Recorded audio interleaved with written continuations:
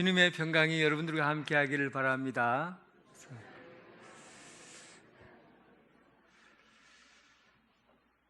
성경을 통독하다 보면 1년 중에 고비를 만나게 됩니다.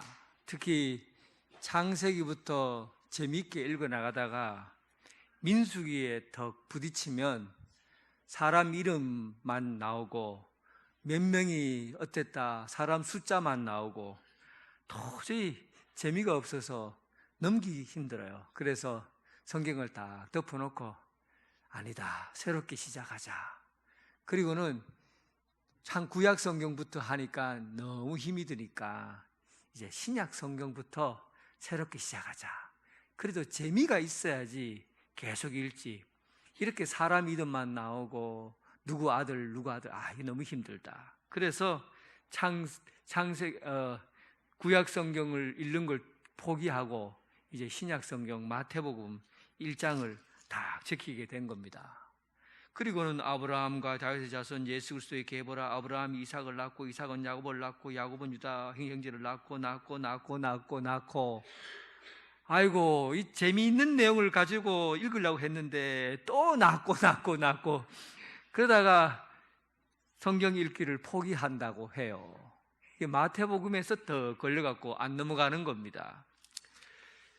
이 성경을 기록하면 조금 재미있게 만들고 이야기가 흥미있게 집어넣어야 사람들이 성경을 읽을 텐데 이렇게 재미없고 탁탁한 족보 이야기로부터 시작하니까 왜 하나님이 이렇게 성경을 만드셨을까? 여러분, 이 성경에 담겨있는 이 족보에 담겨있는 이 비밀을 모르니까 재미가 없는 거예요.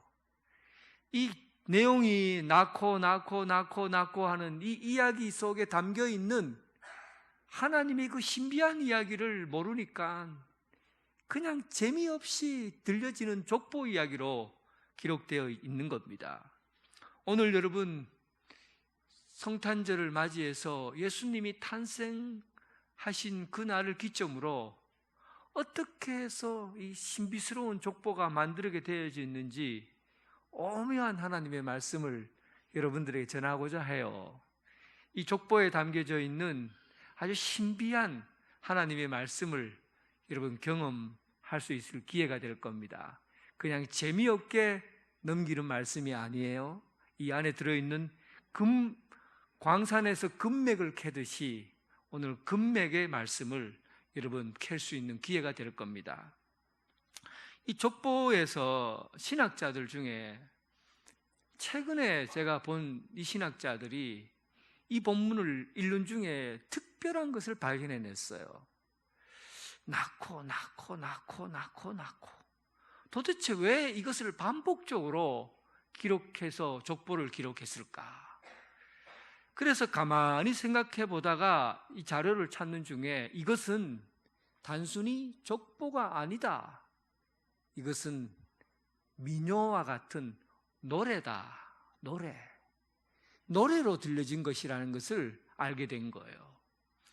여러분, 이게 옛날에 사람들은 이 책이 발달되지 않았기 때문에 언어로 사람에게 가르치는 것은 상당히 회당이라든지 왕궁이라든지 예언자라든지 이런 사람들이 이 책을 가지고 가르치지 대부분의 사람들은 책을 가질 수가 없어요.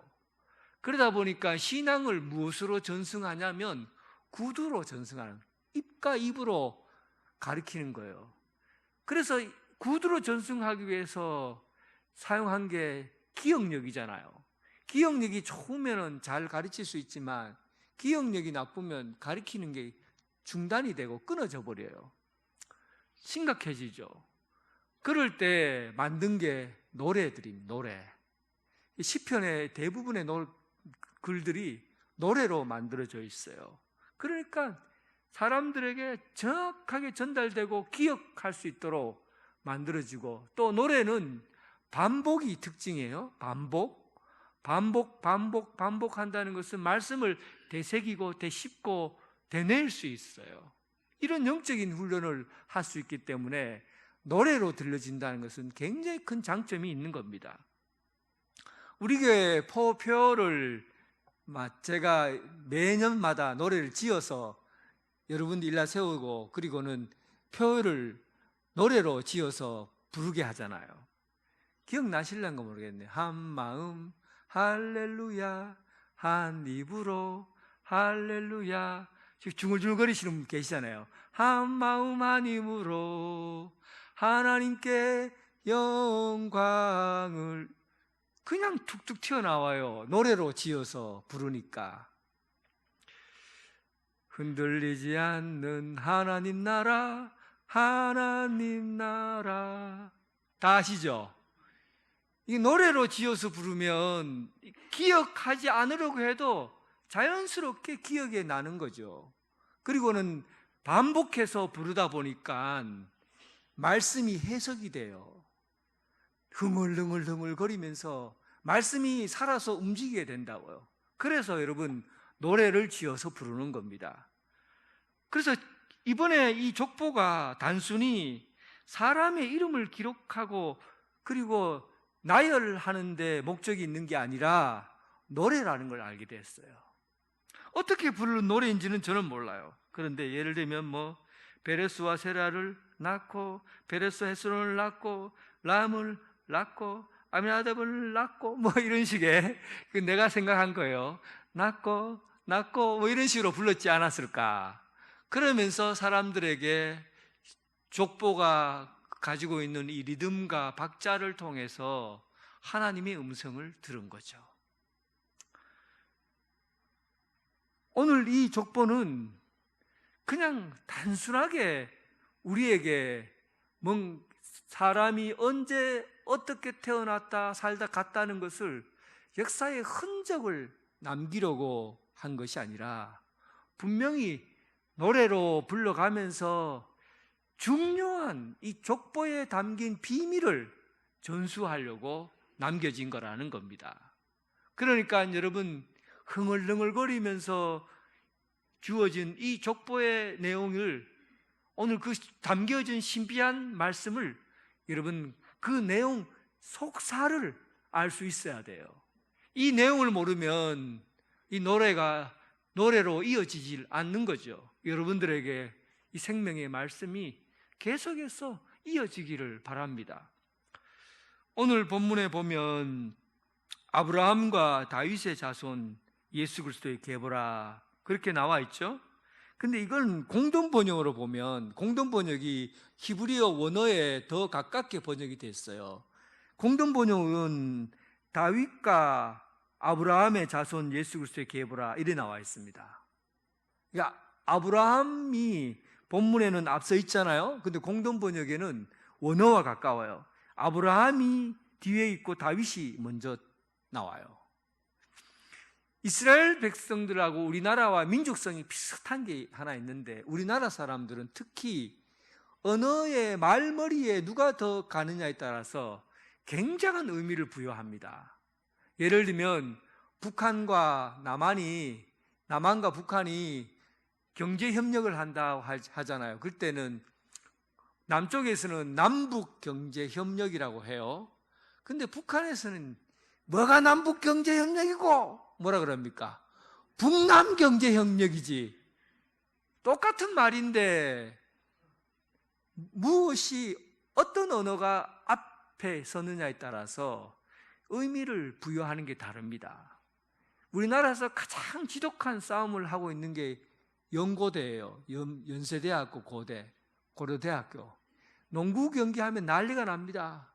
한쪽에서는 연고전 하고, 또 한쪽에서는 고연전 하고, 전쟁이 일어난 줄 알아요. 이름 하나 바꾼다고. 그것은 여러분, 그 숫자나 이름이 가지는 중요성을 갖고 사는 민족들이기 때문에 그래요. 말이 가지고 있는 힘을 알고 있기 때문에, 말을 어떤 것을 앞세우느냐에 따라서 그 앞세우는 말이 끌고 가는 게 힘이 다른 거예요. 북한이 끌고 가느냐, 남한이 끌고 가느냐, 그에 따라서 어느 걸 앞세우고도 뒤세우고 한다는 거죠. 그러니까 쉽게 그냥 말장난하려고 한 게 아니라는 겁니다. 아브라함과 다윗의 자손이 아니라 다윗의 자손과 아브라함. 다윗보다가 아브라함이 나이가 더 많아요. 몇천 년 전의 사람이 아브라함이에요. 그런데도 다윗을 먼저 앞세운다고 하는 것은, 이것은 이 족보가 가지고 있는 특징을 반영하고 있어요. 다윗의 이 족보의 끝은 예수 그리스도거든요. 예수 그리스도는 이 땅에 메시아로 오신 분이고 이 세상을 구원할 자예요. 그런데 그때 당시에 역사적인 전통 가운데 어떤 게 있냐면 왕의 후손 가운데 메시아가 올 거다, 이런 생각을 하고 있었어요. 왕의 후손. 그러니까 아브라함은 왕의 후손이 아니잖아요. 왕이 아니잖아요. 그러니까 다윗은 왕이거든요. 그러니까 예수 그리스도가 메시아로 이 땅에 오실 때 왕의 후손인 다윗에 의해서, 다윗의 후손 중에서 메시아가 올 거다 하는 의미로, 메시아가 이 세상을 다스린다라는 의미로 족보에 제일 머리에 다윗을 집어넣은 겁니다. 또 한 가지 중요한 이 구조가 있어요. 1장 17절에 보면 이 족보의 구조 하나가 또 특이한 게 하나 발견이 됩니다. 1장 17절에 그런즉 모든 대수가 아브라함부터 다윗까지 얼마라고요? 14대, 14대. 다윗부터 바벨론까지 잡혀갈 때까지 14대요. 바벨론으로부터 사로잡힐 때까지 14대라. 그래 나와 있죠. 그러니까 14, 14, 14, 14대, 14대, 14대가 계속 반복하고 있어요. 그냥 14라는 숫자를 집어넣은 게 아니에요.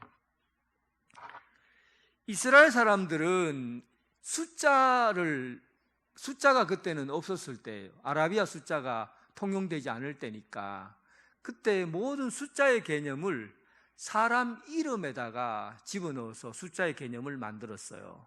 그러니까 가, 나, 다, 라, 마, 바, 사 할 때 가, 기억은 1번, 나는 2번, 다는 3번, 라는 4번, 이렇게 해서 숫자를 다 매겨놨다고요. 그러니까 히브리어니까 알렙, 베드, 낌멜, 달렛, 해, 와우, 자인 있으면 그 알렙에다가 1번, 베드에다 2번, 달렛 3번, 이런 식으로 해서 히브리어 숫자 하나에다가 번호를 다 매겨놨어요. 여러분들이 헷갈리고 있는 거 하나 말씀해 드리면 이런 거죠. 요한계시록에 보면 666이라는 숫자 나오죠. 여러분 그 숫자를 뭐로 알고 있습니까? 사탄의 숫자, 그렇게 알고 있잖아요. 그리고 그 사탄의 숫자를 맞으면은 뭐 지옥 간다고 그러고 그런 얘기들이 있었어요. 그런데 그거는 히브리어를 모르는 사람들의 이야기예요. 원래 히브리어는 사람 이름을 가지고도 다 숫자로 만들 수 있도록 그렇게 만들어 놨거든요. 요한계시록을 쓸 때 세례 요한이 하늘의 계시를 받고 쓰는데 신비스러운 묵시록이니까 신비스러운 얘기를 하는데, 예를 들면 그때 당시에 왕 이름이 네로잖아요. 네로 왕이 악한 마귀가 되어서 이 세상을 아주 괴롭히게 될 거다라는 얘기를 어떻게 합니까? 그러니까 비밀스러운 언어를 가지고 네로의 이야기를 만들어 놓는 거죠. 그러니까 히브리어 글자를 찾아서 숫자를 먹여보면 네로 황제의 이름이, 네로 황제의 글자를 다 떼내서 숫자로 만들어 보면 666이라고 나옵니다. 이스라엘 사람들은 다 알아요. 히브리어를 아는 사람들은 이런 내용들을 다 알고 있다고요. 그러니까 네로 황제가, 그때 당시에 황제가 666이에요. 그러니까 사탄 마귀를 대표하는 게 아니라 그때 당시에 나라를 다스린 사람의 이름이 666이라고요. 그러니까 이걸 모르니까 여러분들은 그냥 엉뚱한 소리에 귀를 기울이고 이단으로 빠지고 그렇게 되는 거잖아요. 오늘 이 본문에도 나온 게 14, 14, 14라고 숫자가 기록되어 있어요. 그 숫자는 누구의 이름을 따서 14라는 게 나오겠어요? 다윗이에요, 다윗. 다윗의 이름을 펼쳐서 보면 14가 나와요. 그래서 다윗, 다윗, 다윗, 다윗, 다윗, 다윗, 다윗의 세대, 다윗의 세대, 다윗의 세대. 그러니까 왕이 오시기까지, 왕이 이 땅에 오시기까지 왕의 그 세대를 14, 14, 14로 나누는 거죠. 여러분, 우리는 지금 과학과 기술의 세계에 살다 보니까 이 세상에 대해서 너무 많이 까발려 버렸어요.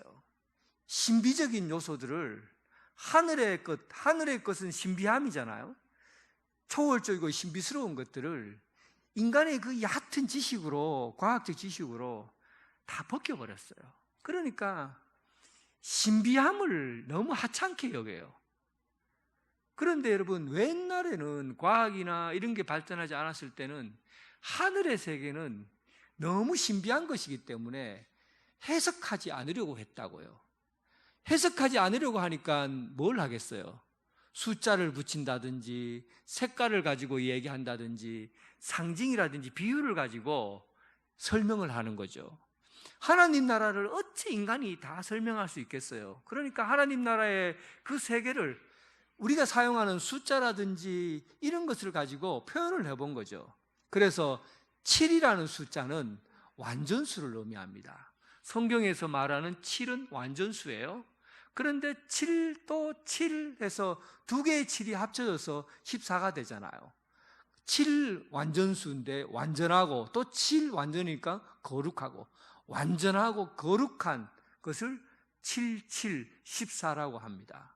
그래서 하나님께서 이 세계를 이루어가는 그 시점은 하나님의 섭리가 거룩하고 완전하게 이루어진다라는 것을 밝혀내고 있어요. 이 족보는 무엇을 얘기하려는 거냐 하면 하나님의 섭리를 얘기하려고 하는 겁니다. 하나님께서 이 세상을 창조하시고 그리고 예수 그리스도를 이 땅에 보내시면서 이 세계를 구원해 나가시겠다 하는 그 창조적인 섭리를 이 족보에다가 담아 놓은 거예요. 그러니까 이 족보가 너무 신비스러운 이야기죠. 사람의 이름을 나타내는 것이 아니라 이 과정, 다윗의 이름을 가지고 14대, 14대, 14대를 구분하고 예수 그리스도가 그 시점에 예수 그리스도가 오실 것이다. 오시는 그 예수 그리스도를 통해서 이 세상의 역사를 새롭게 시작해 나간다 하는 그런 의미입니다. 영국의 역사학자 웰스라는 사람이 있어요. 유명한 사람입니다. 그런데 그 사람이 뭐라고 얘기했냐면, 나는 그리스도인이 아니다. 예수 믿는 사람이 아니라는 거예요. 나는 그리스도인이 아니다. 그러나 역사학자로서 나는 컨대 나사렛 출신의 무일푼 설교자 예수야말로 틀림없이 역사의 중심이다. 놀랍지 않아요? 나는 예수를 안 믿는다. 그런데 예수가 인류에 있어서 역사의 중심이라고 말하는 겁니다. 인류에 있어서 역사의 중심, 이 사람이 바로 예수 그리스도다는 사실이에요.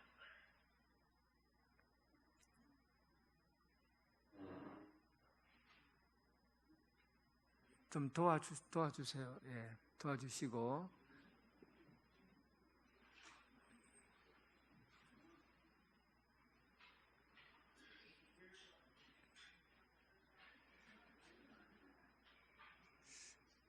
네, 우리 교회 집사님이신가요? 갑자기 쓰러지신가 본데 119를 좀 불러주세요. 불러주시고.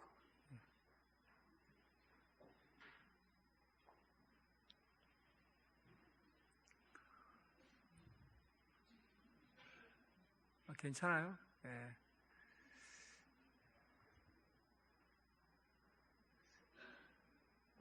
잠깐만 우리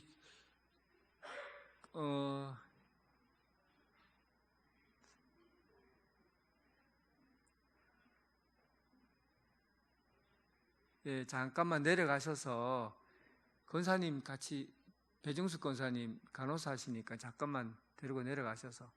예.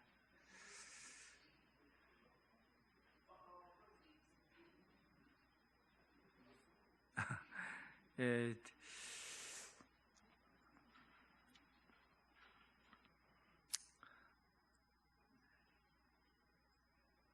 예수님은 역사의 중심이다는 사실을 누가 얘기했냐면 예수 안 믿는 사람이 얘기를 한 겁니다. 이거는 굉장한 일이에요. 역사의 중심이라고, 여러분 누굴 가지고 역사의 중심이라고 말하면은 온 세상 사람들이 그 얘기를 듣고 맞다, 역사의 중심은 이분이다라고 말할 사람이 있습니까? 인도의 부처가 역사의 중심이다라고 생각하고 부처가 태어난 날을 시간으로 재고 하는 나라들이 있잖아요. 그런데 쓰는 나라들이 없잖아요. 단군이 역사의 중심이다 해서 우리나라 사람들은 단군의 역사를 가지고 그 중심에서 날짜를 계산해요. 그런데 사용하는 사람이 있습니까? 아무도 사용 안 해요. 말은 누가 역사의 중심이라고 할 수 있지만 이거는 너무나 놀라운 이야기인데 아무도 이 이야기가 정말 너무 신비한 이야기잖아. 예수가 역사의 중심이다. 온 세계 사람들이, 전 세계의 모든 사람들이 그 얘기에 대해서 한마디도 반발하는 사람 없이 다 쓰고 있습니다. 역사의 중심 예수 그리스도. 기원전을 BC라고 그러잖아요. Before Christ. 예수님 오기 전 BC. 그 다음에 예수님 온 후 아노 도미니. 아노라는 것은 이후라는 거고 도미니라는 것은 주님이라는 뜻이잖아요. 주님 이후. 역사의 중심을 예수라 보는 거예요. 역사 이전을, 예수님 이전을 역사 이전, 예수님이 오신 이후, 예수님 이후. 누가 얘기한 겁니까? 온 세계 모든 사람들이 예수님이 이 역사 가운데 오셔서 과거와 예수님 전의 역사와 예수님 이후의 역사를 딱 구분한 게 예수님으로 통해서 BC와 AD로 나누어지잖아요. 어떻게 예수를 안 믿는다고 말할 수 있어요? 역사의 중심이 예수라고 말하는데 어떻게 예수 그리스도를 안 믿을 수가 있냐고요. 사우나에 가면, 이렇게 목욕탕 가면 모래시계 있잖아요. 모래시계에다가 몇 분 되나 또 올려놓고 아이고 뜨거라, 아이고 뜨거라, 한쪽에서는 아이고 좋다, 아이고 좋다 하면서 보다가 여기 다 내려가면은 탁 돌리고 나가잖아요. 모래시계를 한번 가만히 보세요. 그 모래가 알갱이 칵 들어있는데 반드시 통과해야 될 그 한 부분이 있죠. 중간에 그 한 부분은 먼저 오든 뒤에 오든지 간에 반드시 그것을 통과해야만 새로운 곳에 들어가요. 역사의 중심이라는 것은 모래시계의 그 중심을 얘기하는 거거든요. 이 세상에 어떤 사람도 이 구멍을 통과하지 않으면 새로운 인생을 못 산다는 거예요. 결국은 인류의 모든 사람이 반드시 통과해야 할 지점이 있는데 그 점이 예수 그리스도예요. 여러분들이 일찍 태어났든 늦게 태어났든지 상관없어요. 내 인생의 시작은 언제부터냐 하면 예수님을 통과한부터 시작이 되는 거예요. 그 역사의 중심 예수 그리스도. 오늘 본문에서 말하고자 하는 이 족보는 이 인류가 기다렸던 예수 14 그 시대를 거치면서 마지막 한 지점이 어느 지점이냐인가를 우리에게 밝히려고 하는 거죠. 18절 예수 그리스도의 나심은 이러하니라 하고 시작이 되고, 그리고 아들을 낳으리니 이름을 예수라 하라. 이는 그가 자기 백성을 그의 죄에서 구원할 자이심이라. 여러분, 예수 그리스도를 통과하여야만 인간이 됩니다. 여러분들의 역사는, 여러분들의 삶의 시간은 언제부터 착각하고 시간이 가기 시작하느냐면 예수님을 통과한 이후부터, 예수님을 만난 그 이후부터 여러분들의 인생이 시작되는 거예요.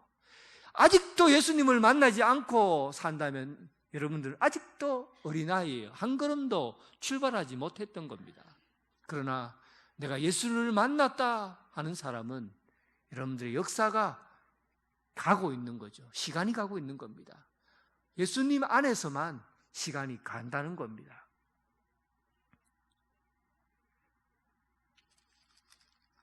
족보는 구약 성경의 족보를 보면 창세기 5장에 아담의 족보가 나와요. 아담은 셋을 낳은 다음 모두 930년을 살고 죽었다. 족보는 이렇게 되어 있어요. 아담이 낳고 셋을 낳고 몇 년을 살았어요? 930년을 살고 그리고 죽었다. 여기 족보예요. 땅의 족보들은 전부 다 이런 구조를 띠고 있습니다. 얼마를 살고 언제 태어났고 얼마를 살고 언제 죽었다. 결국은 족보의 마지막은 죽었답니다. 족보의 마지막은 사망이에요. 사망을 선포하는 게 이 땅의 족보입니다. 그래서 우리는 이 땅의 족보에 의존해서 살면은 결국은 우리의 끝이 사망이라는 것으로 종결되고 나면 아무것도 없이 그냥 살다가 끝나는 거예요.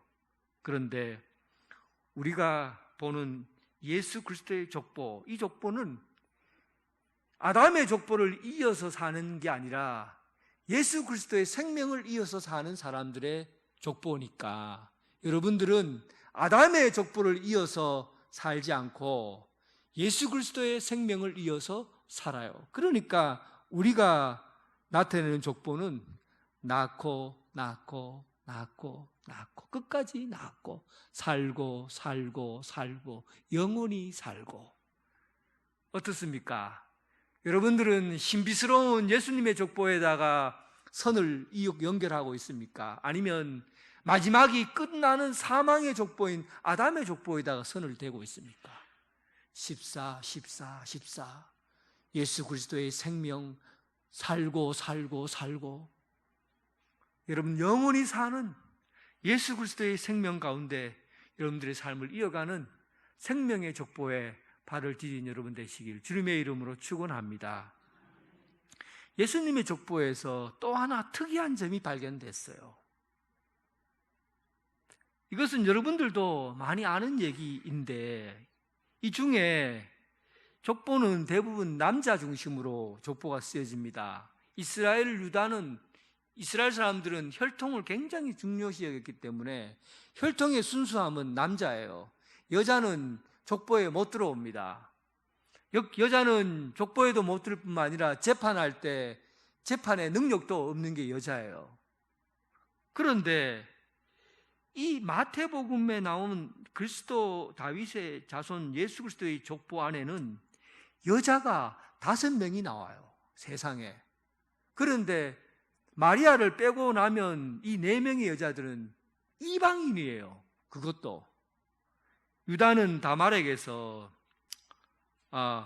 다말은 아람인이고 라합은 가나안인이고 룻은 모압이고 그 다음에 우리아의 아내는 히타이트 사람이에요. 전부 다 이방인이에요. 그런데 더더욱 골치 아픈 일이 있어요.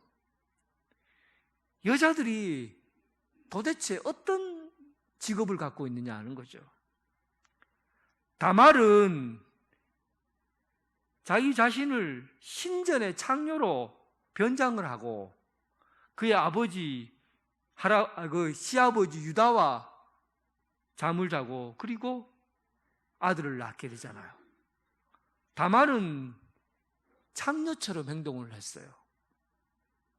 그리고 가나안 여자 라합, 여리고성을 들어가기 전에 거기에 있었던 라합이라는 여자, 기생이라 나와 있는 그 여자는 이름난 창녀예요. 나중에 살몬과 결혼해서 보아스를 낳았죠. 밧세바 물론 우리아의 아내라고 되어 있고. 여러분, 이 족보에 왜 이런 이방인의 여인의 이야기를 기록해 놓고 있을까? 의도적으로 놓고 있어요. 만약에 여자를 꼭 넣어야 된다면 여러분들은 누굴 넣겠어요? 아브라함의 아내 사라, 이삭의 아내 리브가, 야곱의 아내 라알과 레아, 이렇게 넣으면은 구색이 맞잖아요. 믿음의 조상들에 대한 그 열국의 어미, 이런 사람들의 이름을 탁 집어넣어야 족보가, 예수님의 족보가 그래도 이야, 예수님의 족보에 대단한 사람들이 들어갔다, 이렇게 하는데, 예수님의 족보에 이방인이 들어갔다는 것 자체가 일단 혼란스러운 거예요. 유대인들은 혈통을 중요시하는데 이방인이 들어갔어요. 이방인과 결혼도 하지 않는데 이방인이 들어갔어요. 이방인 들어갔다는 것도 인정해 준다고 해요. 조금 더 좀 낫게 보자고요. 그런데 남자가 아니라 여자가 들어갔어요. 여자는 사람 취급도 안 하는데 이방인인데다가 여자가 들어갔어요. 그런데 여자가 들어간 것도 그래도 또 한 발짝 양보해봐요. 그런데 직업이 그게 뭡니까? 창녀가 들어갔어요. 왜 이렇게 의도적으로 성경에는 이런 사람을 여기 기록되어 놨을까? 이 족보를 보면 여러분 어떤 생각이 듭니까? 이 족보의 내용을 보면서 우리가 알아야 될 게 있습니다. 하나님 아버지의 마음이 어디까지 힘쓰고 있는가를 보라는 얘기예요. 내 참 마음 쓰인다 그러잖아요. 내 참 마음 쓰인다, 애가 쓰인다 그러잖아요. 하나님이 어디까지 애를 쓰고 있는 걸 보라고요. 어느 정도 선까지 하나님이 사랑하고 있는가를 보라고요. 오늘 이 족보의 내용은 단순한 족보가 아닙니다. 하나님의 사랑의 크기와 그 깊이를 보라는 거죠. 우리가 상상할 수 있는 그런 범위가 아니에요. 하나님이 인류를 사랑하고 구원하겠다는 그 뜻은 우리의 상상을 넘어서 버려요. 우리의 제도를 넘어서요. 우리가 생각하는 인간의 한계를 넘어서는 분이 하나님이라는 사실이에요. 우리는 여러분 구원하겠다고 하면 이방인 저것들을 어떻게 구원하나? 남자도 아니고 여자들을 어떻게 구원하나?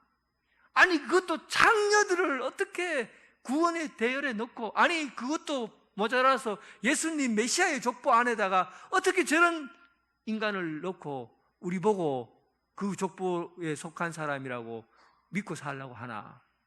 이 상상이 안 되잖아요. 하나님을 보시라고요. 하나님이 우리 인간을 어느 정도 깊이까지 사랑하시고 어느 정도 넓이까지 품고 계신가를, 하나님의 구원의 범위가 우리가 생각하는 것과는 차원이 다르다는 사실을 우리에게 알게끔 하는 겁니다. 이런 사실을 알면은 여러분들은 무엇이 느껴집니까? 하나님이 별난 분이다, 하나님이 독특하다, 이렇게 생각되집니까? 아니면은 하나님의 그 크신 사랑을 내가 감당할 수가 없고 내가 도저히 하나님의 그 크신 은혜를 감을 잡을 수 없을 만큼 크고 크신 분이다, 감격합니까? 어떻습니까? 우리는 하나님의 구원의 섭리 앞에 감격하지 않은 인간은 구원의 기쁨을 모르는 사람입니다. 구원의 기쁨을 모르는 사람이에요. 구원이 여러분 그냥 단순하게 여러분들이 죄에서 구원받은 것으로 그 가치를 가지고 여러분 삽니까? 구원의 깊이가 그 정도가 아니에요. 우리가 말로 할 수 없는 그 깊이와 넓이를 갖고 우리를 사랑하시고 구원하시겠다는 하나님의 그 뜻이 담겨져 있는 겁니다. 오늘 이 족보는 하나님의 마음을 보자는 거죠. 이 땅에 예수 그리스도를 보내셔서 사랑하는 그 땅의 가장 밑바닥에 있는 영혼까지도 하나님이 다 받으시고 품으시는 하나님의 사랑이 여러분들에게도 고스란히 느껴지고 경험되기를 바랍니다. 그 사랑으로 이 족보를 보면서 흥얼흥얼 노래하며 기쁨으로 성탄을 맞이하는 여러분 되시길 주님의 이름으로 축원합니다.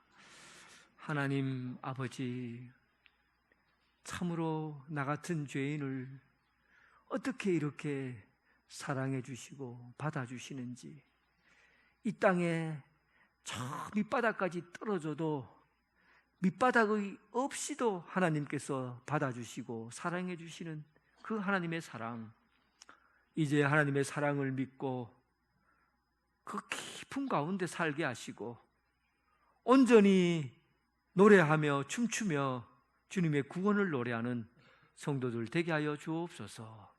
예수님 이름으로 기도드립니다. 아멘.